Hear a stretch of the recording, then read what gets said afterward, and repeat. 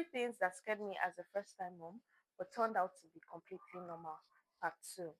So, in my very first video, I shared three things that scared me as a first time mom, and you can go on ahead to watch it. It's the very first video on this page.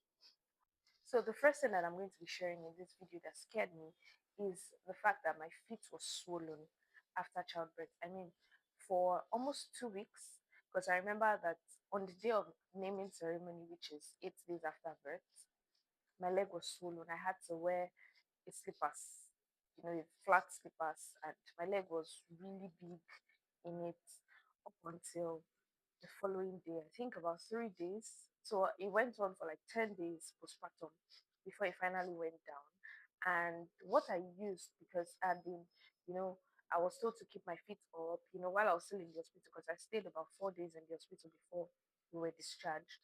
And the doctors kept saying, "Oh, I was fine, my BP was fine, everything was fine," but my leg was swollen. I was told to keep my feet up and all of that. But I started to use cold water on it, that is ice on it, to massage it. And I saw that within about 2 days, it went down. I did that consistently, morning and night, for about 2 days, and the swelling reduced. So, yeah, that might work for you as well. Now, the second thing that I found out to be a fear was my baby groaning to poop. In the first video, I shared that your baby might go days without pooping. Yes. And then when she finally decided to poop, she was straining. She was making sounds. And I was like, is this normal? Why is she making sounds? Is she constipated? Is she having issues pooping? But apparently, it's normal because our body is still learning how to let down and all of that. It has a fancy name, but you know, yeah, I'll possibly put that on the screen. So yes, apparently it was not constipation. It was not anything of trouble. It was not anything of concern. It was just a body trying to regulate to being in the world basically. So the body was learning how to release and allow the poop flow. So when the poop finally came, it's not as if it was hard or anything. It's not as if she was crying. It's not as so you just have to watch out for some signs though to ensure that it is not um, constipation.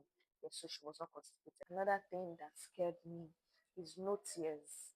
When my baby cries for like the first 2 weeks, she would cry a lot and scream, and there were no tears coming down. I'm like, how is this normal? And just Nigerian mothers, they had one explanation about this thing. So I was really worried. I was like, what? After about, I think, 2, 3 weeks, she started to cry and tears started to flow. But I was still concerned, so I went ahead to research on it, and I found out that it was normal. The tear gland was still forming, and it didn't have enough release of tears.